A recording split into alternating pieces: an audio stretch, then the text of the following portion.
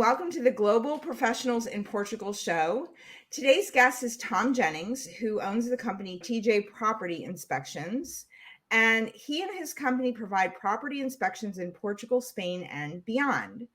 Their detailed reports explain a property's condition in detail before a buying or selling transaction occurs.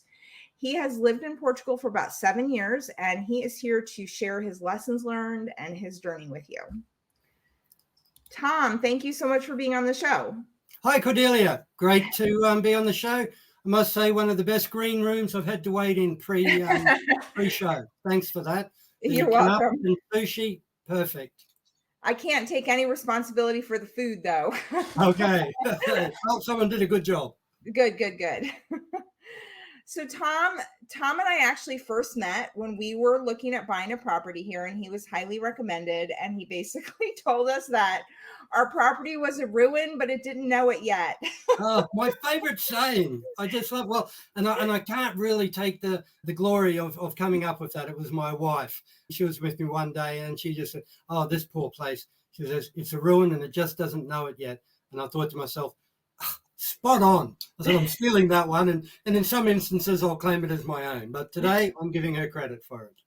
Well, you definitely saved us from buying a money pit, and we are very grateful for that. So can you share a little bit about your journey, how you came to be in Portugal? Well, all by chance, all by luck. My wife is Swedish. We'd been living in Sweden for many years.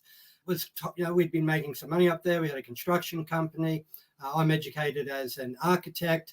And we just decided one day, why are we living amongst the snow? Let's go somewhere warmer. So we considered going to Australia for a minute, to Thailand, Greece, Spain, Italy, Malta. They were all on the list. And then one day Cecilia goes, "Oh, Portugal looks interesting." So she showed me some photos. We crunched some numbers and said, well, hey, our Swedish Kroners are going to convert very nicely to the euro, and our buying power will be much better than it is in Scandinavia. So as it says in the classic, we loaded up the truck and we moved to Beverly, Portugal, that is, swimming pools, movie stars, and never looked back. We'd never been to Portugal. We packed a container. We sold the house. We sold the business. We bought a caravan. We drove over the border and said, here we are with absolutely no idea of where we were going or what we were doing. We had our 3 little chihuahuas with us and just started an adventure and never looked back. Nearly 7 years later, could not be happier, running a successful business. We've just bought another home, another quinta that we've started renovation on. I'm 61 years old. Coming to Portugal, took 20 years off and 20 kilos. Younger man, healthier man, happier man. I recommend it to everyone that this is the place to be. It really is. That's so great. Now, I think you had said that you were not originally necessarily planning on working when you came. You were retired. I was going to, semi-retire. I was going to try and get into the bespoke treehouse industry. Oh my God! Okay, that's a thing. That's an industry. That's an industry. And for years, we were building houses, doing renovations in Scandinavia. I watched all the shows, everything I could on YouTube. I'd done drawings, paintings of tree houses in trees. It was the dream. And then when we got here, and I kept all the equipment I had from Scandinavia, so more than capable to do it. It just didn't happen. I was actually standing in we'll call it a building supply store a couple of months after we'd arrived, and we were just starting to settle down and to get more permanent things happening.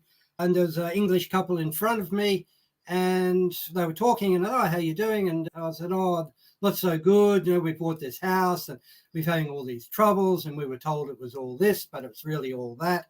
And I thought to myself, well, didn't they get a building inspection or something? I asked them, I said, "Why didn't you get a building inspection done?" We couldn't find anyone. So it was the literal light bulb moment went off, and I used to do inspections in Scandinavia for the banks. It can't be that hard to get into that industry here. So within a week, TJ Property Inspections was up and running. So I love that, because I think as an entrepreneur, that is so often the case where you sort of plan and scheme and imagine a whole life, right? You imagine this whole world that you're going to create, and then you go to create it and you're like, okay. But somebody said to me once that when you're an entrepreneur, you always have ideas. There's never a Yeah, shortage of ideas, and you that's do very sort of true. get attached to each idea like it's your baby, but really there's never this shortage. It's just finding the right idea, the right moment for your journey. And it sounds like you were kind of open to the universe, and then you heard this thing and you're like, hey, I can do that, and Yeah, now that's your business. everything changed literally in a moment. It was the fork in the road, and I chose Okay. the right road to travel. So it was like, we'll say it's a Monday that it all came as a vision. The Tuesday, I started to ask around, what do I have to do? It was my wife done a little research. She said, oh, you have to go to finances and register a business. So I'd been in there for other things, and I knew a guy there. So I sourced him out, and what do I need to do? He says, well, you need a bank account. So I went to get the bank account, and then the bank told me, yes, but you need to have a business. So I'm in a catch 22. So That's so I've gone back. Portugal, right? That Yeah, happens here all the exactly, time. Portugal. So this is happening in the same day. So I've gone back and I've seen my friend, associate, and he's, oh, okay, then, well, we'll open it and we'll just put in these fake numbers. And then once it's all set up, then you can come back. So it was like a fake bank account. It was weird, but 2 days, it was done. I had the bank account, I had the business registered as a construction company / consultation with a representative number for that sort of business.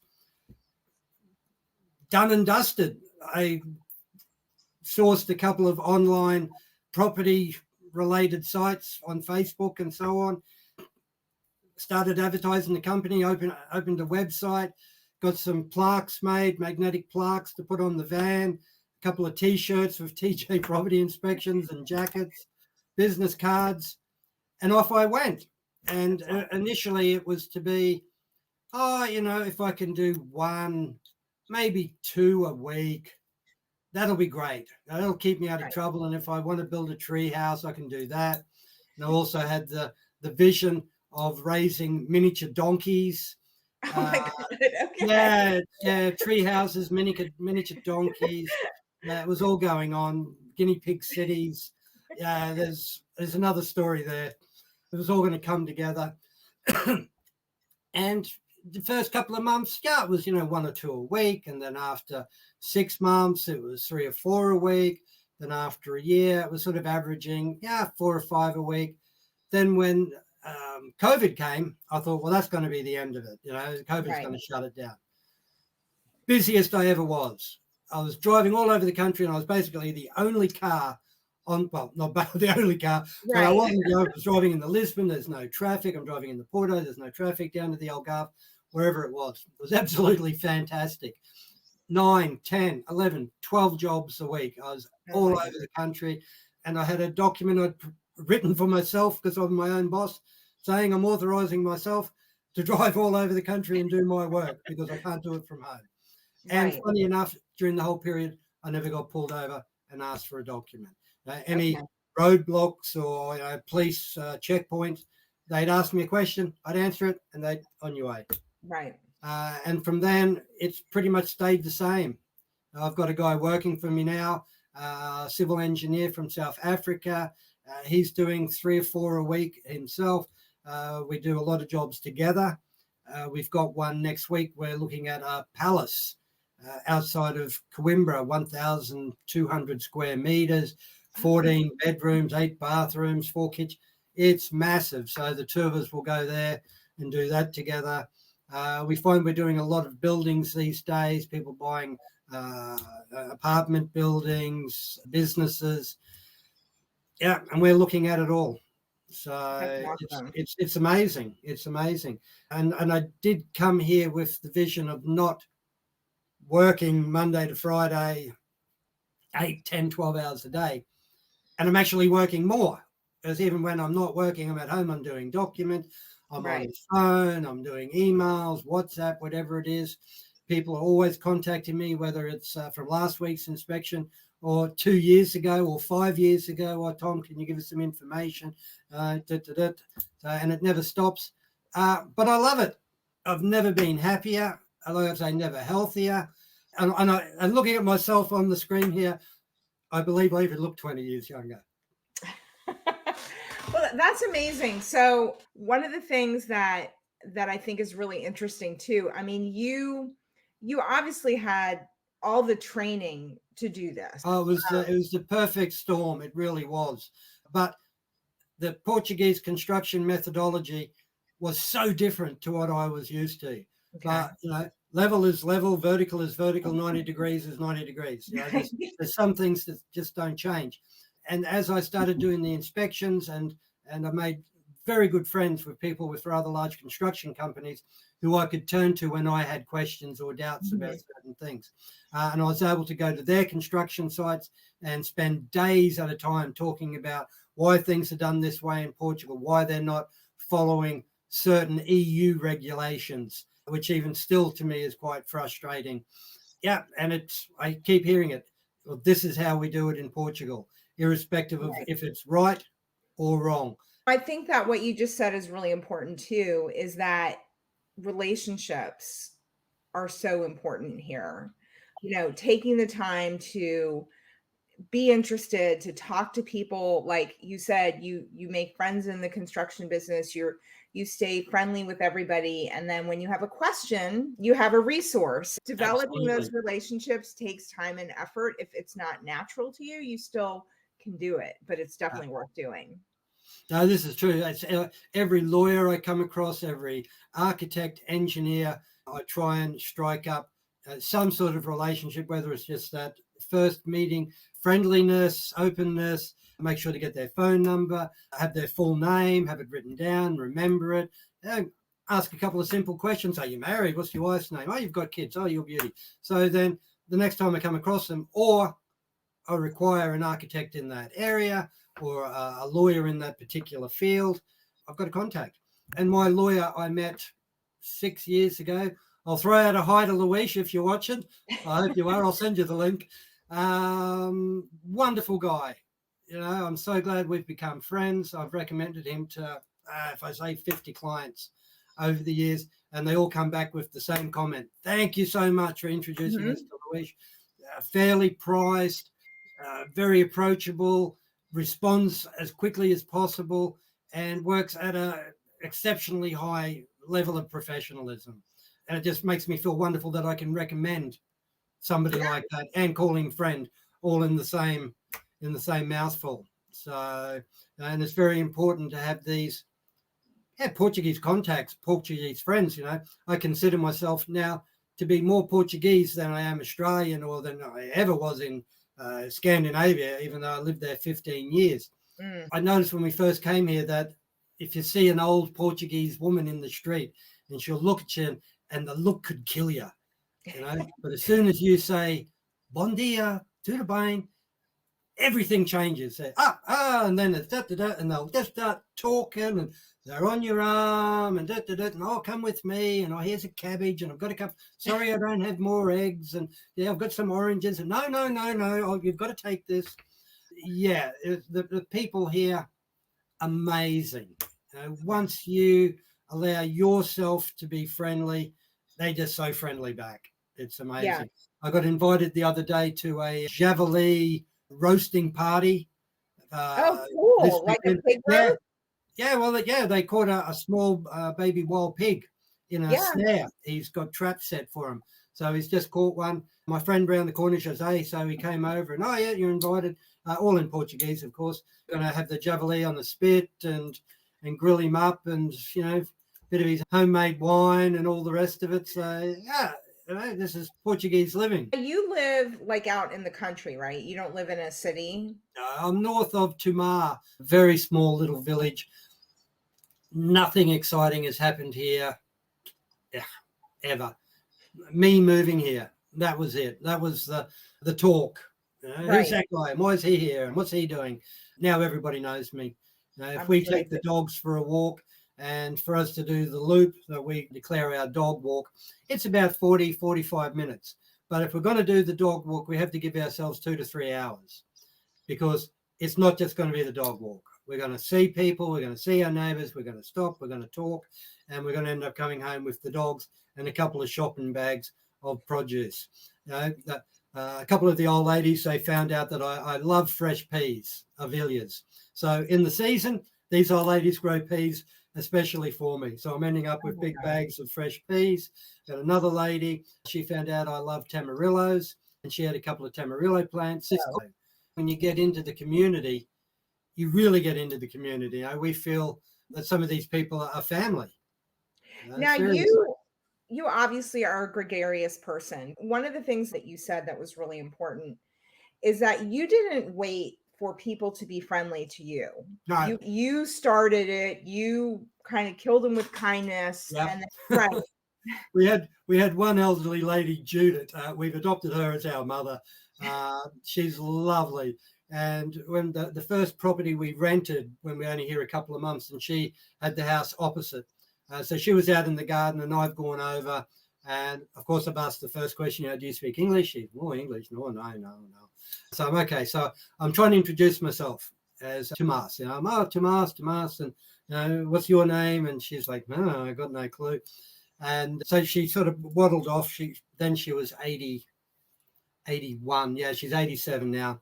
So she waddled off, and I could see her. She pulled up some carrots out, and she shook them off, and a couple of onions, and she came over and gave them to me. And I'm like, oh, thanks very much. And so, okay, nice talking to you, and off we went. And then over time, we got a couple of words here and there, and she invited us in for a coffee, and we had Google Translate. And so we started to communicate. And it wasn't for 2 years that I discovered that on our very first meeting, she thought I'd come over and was asking her for tomatoes. That I was going, I want tomatoes. And she was like, the cheeky bugger, I've got no tomatoes. Here, take some carrots and onions and go away.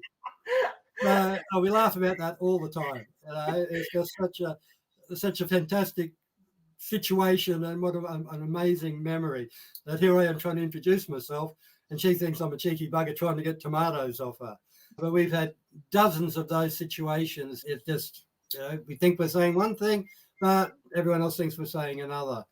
I think that's great that you, being in the country, it helps force you to speak Portuguese, because one of the things about being in the city is more people do speak English, but being persistent. I love how persistent you were. You just kept at it until you learned, and it took several years before you were really able to have that conversation that you probably wanted to have the first day, right? Yeah, all we had was obrigado, bom dia. That was all when we arrived. That's awesome. Nothing else. Far from fluent. But I've got enough to get myself in and out of trouble. And this being my third language, I'm well past ever being concerned or embarrassed how I sound or if I'm getting it wrong. That I really don't care if I'm speaking at a child's level in some instances or not, or if my mispronunciations. I'm trying. And 99 out of 100 Portuguese, that's good enough for them. As long as you've got those terms, can you speak a little bit slower, or can you please repeat that? Can you use different words? They will make an effort to make themselves understood to you, and vice versa. They'll listen. So I love what you said. A couple of things I want to pull out there. You said, make sure you know how to say, please repeat yourself. Go more slowly. Yeah. And there was another one that you said. Use different words. Use different words. Yeah. That, I think that's so good. And it is like, if you ask people to speak in Portuguese and not English, they mostly will do it. There is the odd one who thinks you're an idiot. But generally people are, oh, thank you for trying, for being in Portugal and trying to speak my language. And the funny thing is that the ones who say they don't speak English, and then you're speaking Portuguese with them, they'll have a couple of English words, and then they'll throw them in. Yeah. Whether it's to say, oh, I'm trying, you're trying to speak Portuguese. So here's my little bit of English, the 4 words I've got. Yeah. Or those are, oh, you ask me if they speak English. Oh, a little, not much. I know. I love that, a little. And then they're just 20 minutes later, and it's sort of like they're quoting Shakespeare to you, and you're sort of like, okay, I'll call that more than a little, but thanks. It's quite funny. The other thing that I think is really interesting is that in general, they don't necessarily have the same customer service, I would say, attitude about Oh yeah, your, customer service here is rubbish yeah, across the board. This is what I find constantly when I turn up on time or a couple of minutes before. So I don't understand how a lot of these Portuguese companies continue to exist and be profitable. And yeah, we've had this just recently with our new property. We needed an electrician slash plumber to put in the agua de red, the town water, and to wire up some temporary electricity so that we can have other works happening on site. We had a guy come, yeah, quoted, yeah, he's going to do this and he's going to do that for the water. Okay. He came, or he sent a guy who put the box in the fence for the water, put it all in wrong. It was hanging out. They never came back. We contacted them. Are you coming? Oh, yeah, yeah. Never did. Found another guy, not a plumber, a stone worker. He reset the box. Everything's there now, so we can still get the connection done. And now we've got we've got 3 stone workers up on the property rebuilding some of the ruins. They're Portuguese, and these guys are amazing. I keep yeah. offering them money, and they're no. At the end, we'll sort it. I'm like, oh, okay. I come up in the morning and do you want to have a glass of wine, for breakfast? And it's not a regular thing. I just know it's a Portuguese thing, so Right. keeping good with the builders. And no. We don't have a drink until at the end of the day. And I'm like, okay, I've got some good guys here.